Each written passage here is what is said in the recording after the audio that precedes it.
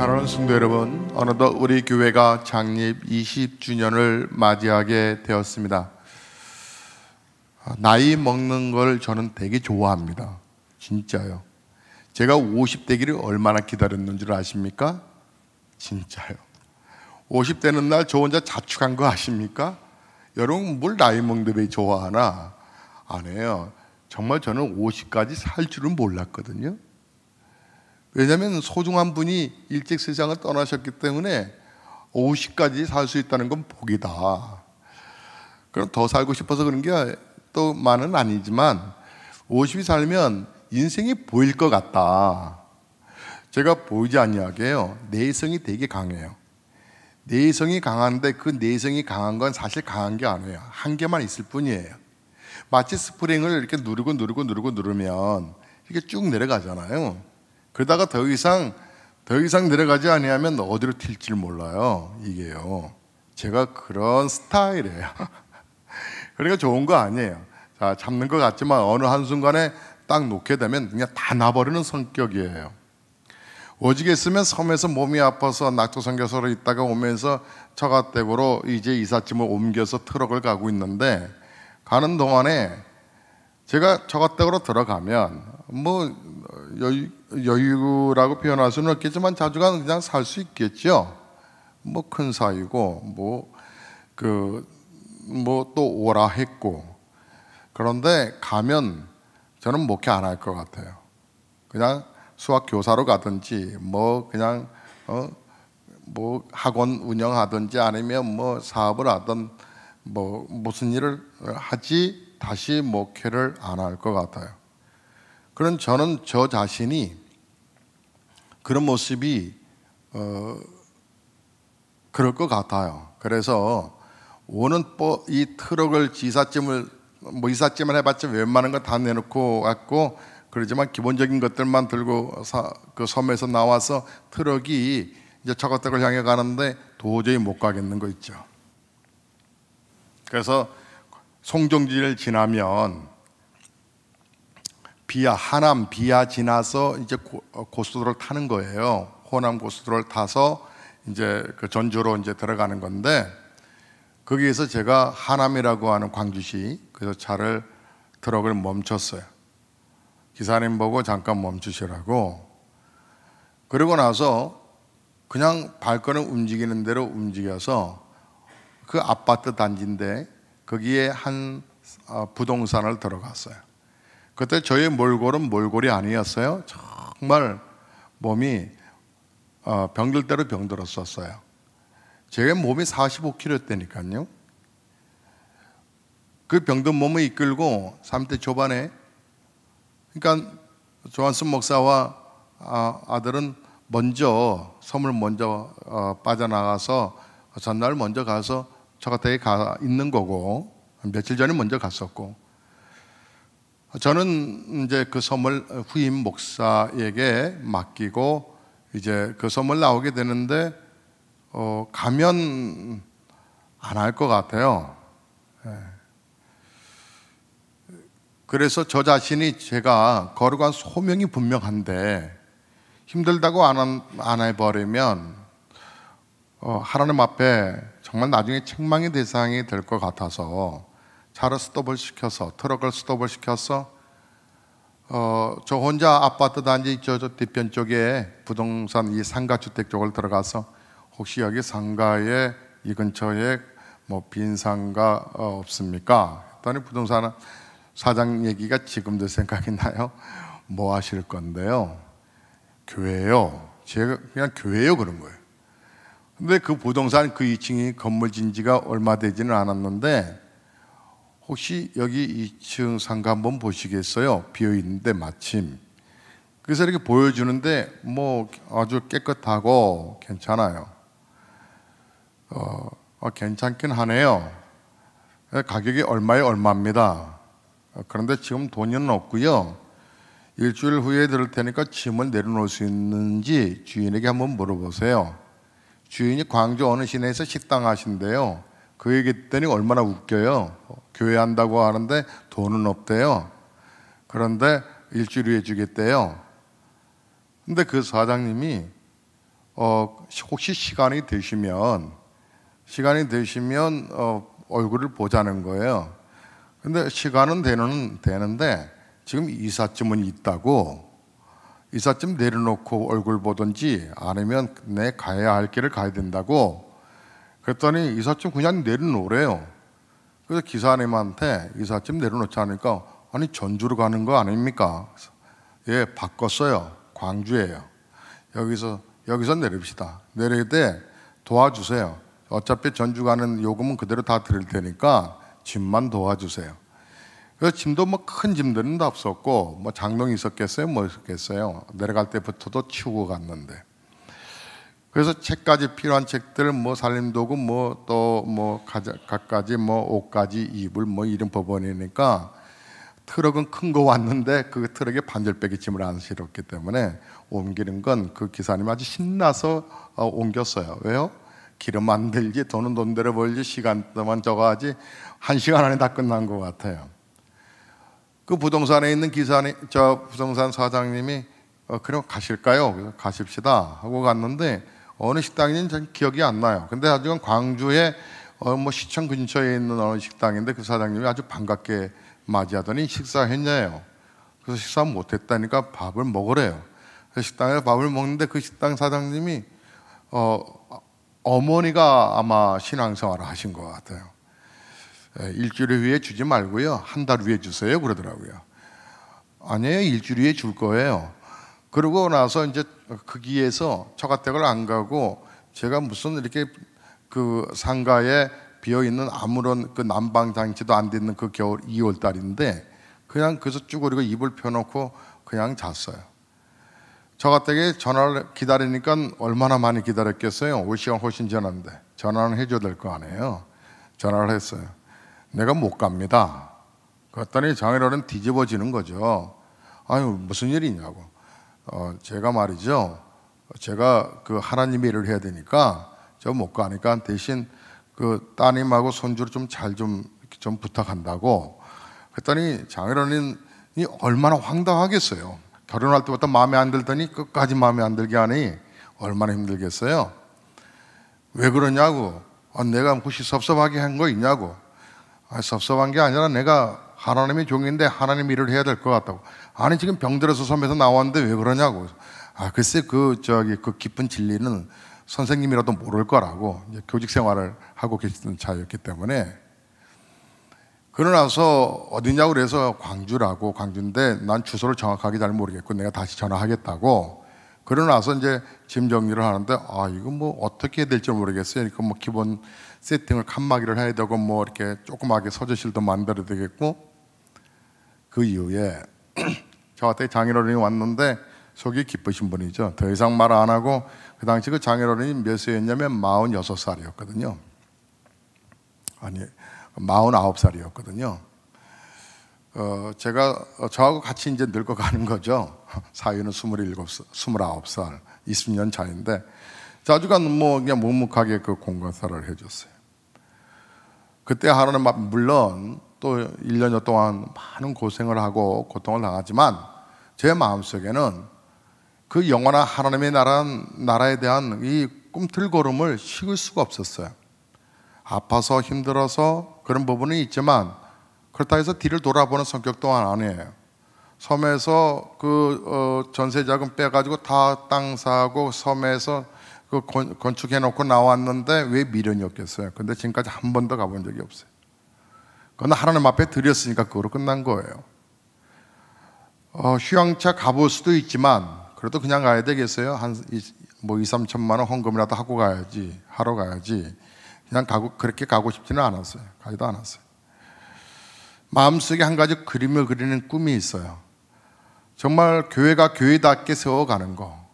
성도들이 예배 드릴 때 예배 드리는 예배의 감격을 예배를 예배답게 드려지는 그런 교회를 계속 꿈을 꾸고 있었어요. 결국 광주에서도 병들어서 1년 만에 그것을 회복하지 못하고 이제 다시 서울 어머니 쪽으로 이제 귀가하러 올라옵니다. 거기서 이제 또 가스 폭발이 일어나고 별별 죽을 상황들을 다 보내면서 제 마음속에 그래도 놓지 않았던 한 가지 그림이 있었어요. 그게 바로 교회를 교회답게, 예배를 예배답게, 성도님들 하나님 만나는 감격으로 살게 하는 것이 저의 꿈이었었어요. 제가 광주 있을 때요, 옆에 있는 목사님이 우리 쌀이 없는 걸 아시고 쌀을 갖다 주셨어요. 그 목사님하고 관계를 지금까지 이어가요. 지난 금요일날 오셨던 목사님이 바로 서울 고촌으로 그분이 올라오셨는데, 그 관계가, 그 쌀 주셨던 것을 저는 또 잊지 못해서 섬겨서 그때 그 관계가 지금 30년 동안 오고 있는 관계인데, 마음속에 늘 그리는 그림의 한 가지의 그림이 있어요. 목사님들하고도 고백하는 고백의 그림이 제가 늘 하는 얘기가 있어요. 어떻게 하면 교회가 교회 될까요? 어떻게 하면 예배가 예배 될까요? 광주에서 있었을 때 저희 교회 쌀 보내셨던 그 목사님이 어느 날 저에게 이렇게 뭘 음식 사주시겠다고 나가재요. 그래서 나가는 것도 귀찮은데 자꾸 나가자 그래서 이제 나갔는데 무슨 꽁고기인데, 여러분 꽁 샤브샤브 드셔보신 적 있으세요? 드셔보셨어요? 꿀은 드셔보셨군요. 지금 표정이 꿀은 드셨는데 샤브샤브, 꽁 샤브샤브 안 드셨어요? 샤브샤브를 먹게 됐는데 무슨 산장으로 들어가더라고요. 그런데 꽁을 사육하는 거예요. 저는 그때 신기한 걸 봤어요. 식사 후에 약간 그곳을 조금 걷게 됐는데, 이 농장, 그러니까 이제 사육하는, 꽁 사육하는 곳인데, 아니, 여러분 기본적으로 생각해 보세요. 꽁이 날아다니잖아요. 그러니까 이렇게 철망을 이렇게 비닐하우스처럼 이렇게 친다거나 그래야 되는 거 아닐까요? 근데 펜스만 쳐져 있어요. 넓게, 이 언덕을 넓게 해서 펜스만 쳐져 있어요. 사람 키 높이의 펜스밖에. 다른 짐승이 들어가지 못하도록 펜스밖에. 아니, 하늘은 열려 있어요. 펜스밖에.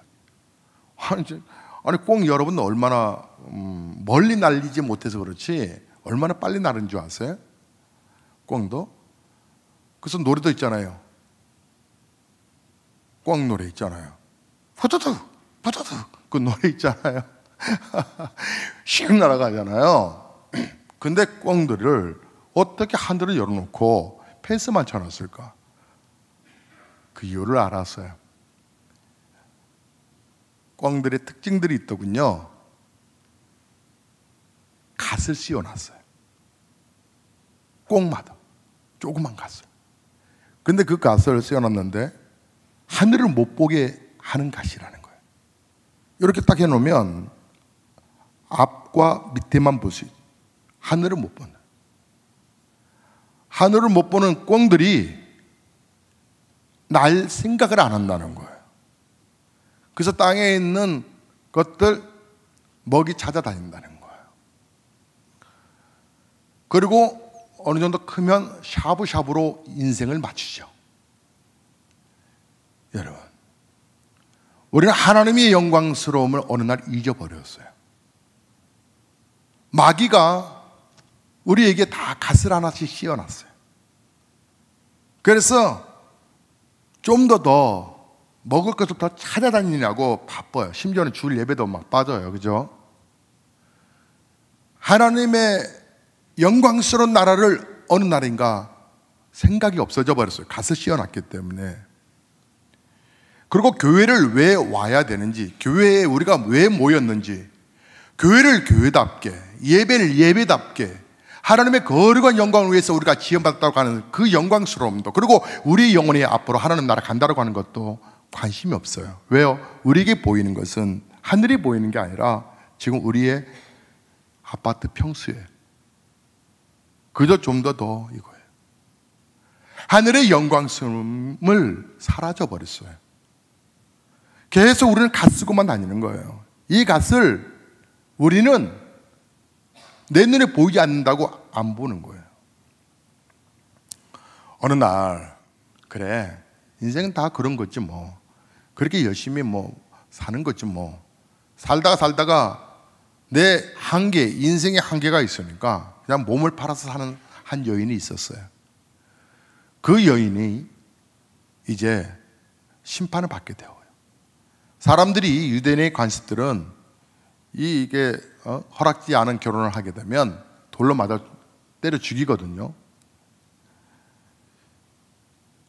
광장 앞에 이 여자를 끌고 왔어요. 지금도 여러분 팔레스타인에서는요, 이 부도덕한 사람을 돌로 쳐서 죽여요. 신선 못 얻어도 막 돌로 쳐서 죽여요. 돌을 얼마나 많이 맞으면 죽겠어요.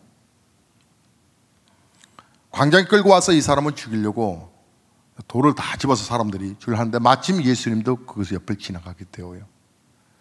그때 서기관과 바리새인들이 더불어서 이 여자도 죽이지만 더불어서 죽여야 할 사람은 예수라. 그래서 예수를 책잡기 위해서 이 여자를 어떻게 할까요? 그때 우리 예수님이 아무 말씀 안 하시고 땅에다 몇 글자를 써요. 근데 그 글자를 봤던 사람들의 군중들이 하나 둘씩 빠져나가요. 그래도 양심은 살아있죠. 우리는 아무리 주의 성령의 말씀을 하셔도 양심을 다 죽이고 살거든요. 성령의 음성으로 이 갓을 벗을 생각을 안 하거든요. 왜냐하면 보이는 게 전부니까. 성령의 음성은 부담스러운 생각으로 일찍이 길을 닫아버리거든요. 이 사람들은 그래도 양심이 살아있었어요. 너희들 중에서 죄 없는 자가 이 여자를 쳐라. 죄 없는 사람은 돌 들어서 죽여라. 죄가 너희가 드러나지 않아서 그렇지. 여러분, 오늘날 우리의 부분도 아닌가요? 사람들이 죄가 드러나지 않아서 죄인이 안 됐을 뿐이지. 우리 법적에 이영지 있지만 그렇지 않나요? 증거가 있어야 되잖아요. 아무리 상황 증거가 있어도 증거가 없으면 이 범인을 놓아주잖아요. 아무리 취재해도 증거가 없으면 안 되잖아요. 우리가 각각 드러나지 않아서 그렇지 얼마나 많은 죄를 져요. 드러나지 않아서 그렇지. 드러나는 것만 심판할 수밖에 없지요. 또한 보이지 않는 걸 어떻게 하겠어요? 이게 인간 한계점이잖아요, 인생에. 우리 예수님 말씀하셨어요. 죄 없는 자가 돌로 쳐서 죽여라. 사람들이 양심은 그나마 있었다고요. 오늘날과 달라요. 한 사람 한 사람 슬금슬금 빠져나가더니 이 사람들이 다 떠났어요. 이 여자가 내가 지금 죽는 시간인데 생명이 연장된 거죠. 내가 살아났어요. 그저 예수님 앞에 달려와서 감사하다고 말할 때 우리 예수님도 뭐라고 그러셨어요? 나도 너를 정죄하지 않는다 그러셨어요. 이 여자는 그때 이 예수가 어떤 분이시기에 이렇게 사람들을 감동시키고 나를 감동시키고 나의 생명을 이렇게 살려주었는가에 대해서 깊이 묵상할 줄 알았어요. 이 여자는 그때 갓이 벗겨진 거예요. 인생의 갓이 벗겨진 거예요. 내가 먹고 사는 게 중요한 것이 아니라는 걸 알았어요. 그리고 이 여인은 이 예수가 왜 오셨는가를 알았어요. 영생복락이라고 하는 것을 영생복락을 알았어요. 그래서 어느 날 예수님께서 제자들 불러 모아서 마지막 만찬을 하시고 이제 십자가를 지시기를 준비하시는 그 밤에 이 여인이 왔어요. 그리고 예수님께 그 귀한, 내가 몸 팔아서 만든 준비했던 그 자기의 가장 귀한 이 향유 옥합이라고, 그 향유를 담은 이 옥합, 가장 귀한 것을 예수님께 쏟아부어요. 옆에 있는 사람들이 말을 해요. 이 여자 미쳤나? 이것을 가난한 사람들에게 나눠주면 얼마나 많은 사람들이 좋겠냐고. 그 말이 갓을 쓰고 있는 사람들의 공통적인 얘기들이에요. 그렇죠. 왜 이걸 허비하느냐고 막 말을 해요. 그렇죠. 그 말이 틀린 말은 아니겠죠. 근데 그때 우리 예수님께서 뭐라고 그러신지 아세요? 가만두어라. 이 여인은 내가 곧 장사 지낼 것을 나를 위해서 미리 예비한 거라고. 이 말 자체도 제자들은 몰라요. 못 들어요. 왜요? 갓이 계속 쓰여 있으니까. 안 보이니까. 훗날 이 여인이 행한 모든 일들은 다 기록될 뿐만 아니라 이 여인이 행한 모든 부분들은 성경에 그렇게 그 여인이 행한 나를 향한 이 마음은 후손들이 계속 알게 될 것이다.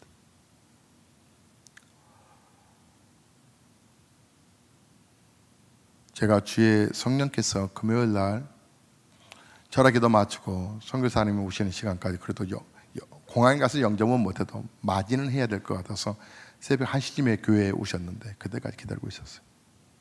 친구이긴 하지만 그래도 예를 지켜야 될 것 같아서 잠시 차 한잔 마시고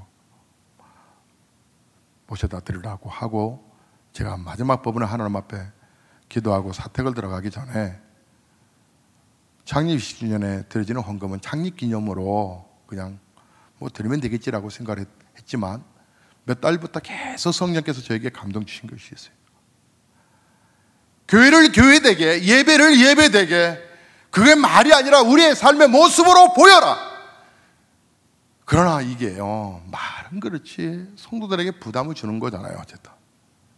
그래서 주저할 때 성령께서 목사야, 교회가 문제 있는 게 왜 그런 줄 알아? 저희 교회가 뭐가 문제 있어요?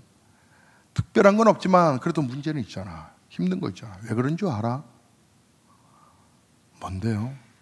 너가 갓이 안 벗겨져서 그래.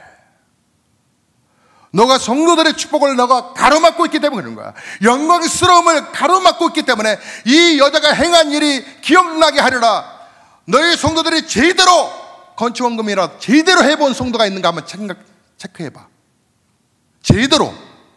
우리가 제대로 신앙생활 해야 되잖아요. 제대로 교회가 가야 되잖아요. 제대로 가야 되잖아요. 그런데 제대로 하나님 앞에 정말 제대로 성령 건축이라고 하는 교회를 향하여서 제대로 해본 경험이 있는가 한번 일일이 한번 찾아봐봐.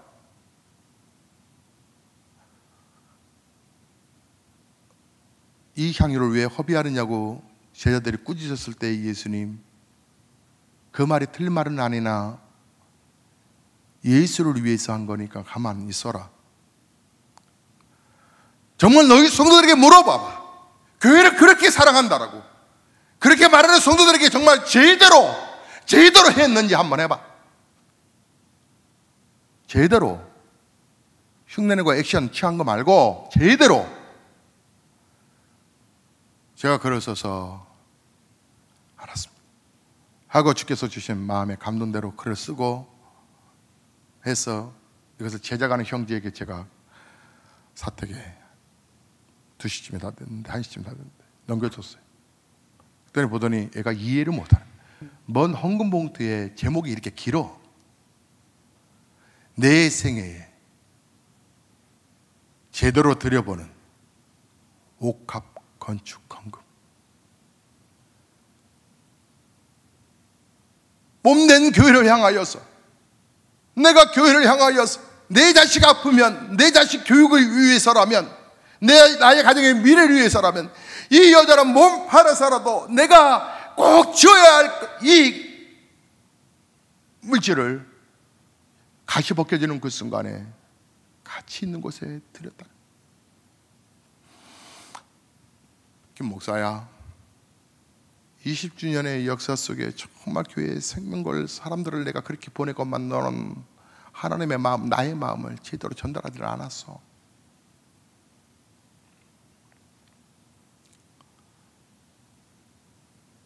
가지는 포도나무에 딱 붙어 있으면 저절로 열매 맺는 거야. 너희가 내 안에, 내가 너희 안에 있어야 열매를 맺는 거야.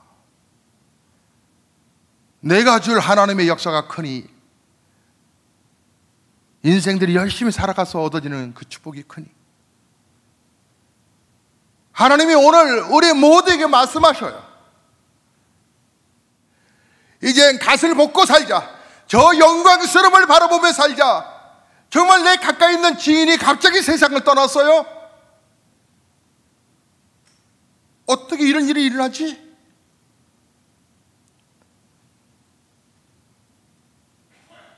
나중에 알고 보니 간으로 아파서 죽었다는 그렇게 부분인 줄 알았더니 나중에 알고 보니 스스로 목숨을 끊은 거예요. 60대 인생에서 60 먹었는데 인생이 너무 재미없다는 거예요. 그 사람 나름대로 사업체를 갖고 있는 사람이에요.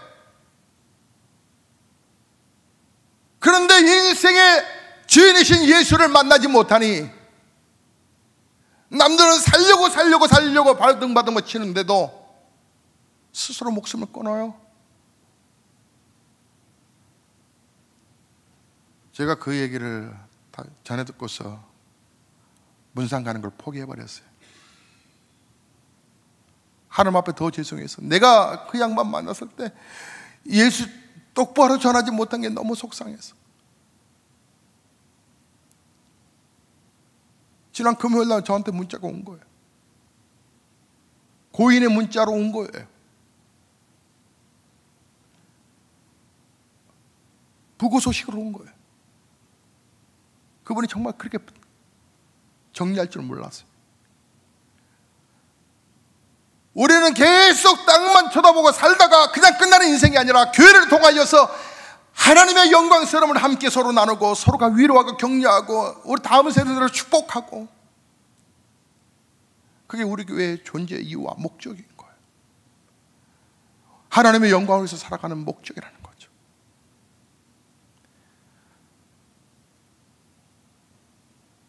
그 영광스러움이 있기 때문에 저는 목회를 놓을 수가 없었어요. 지금도 그래. 사랑하는 성도 여러분, 여기까지 있어줘서 고마워요. 너무 고맙고 너무 감사하고, 목사는 목사를 위한 목회 절대로 안 할 거예요. 지켜보세요. 저희 가족들 또한 절대로 교회 안에서 그 어떤 목소리도 높이지 않을 것이고 군림하지 않을 거예요. 저는 주님의 몸된 교회를 섬기고 주님의 귀한 성도인 여러분을 섬길 뿐이에요.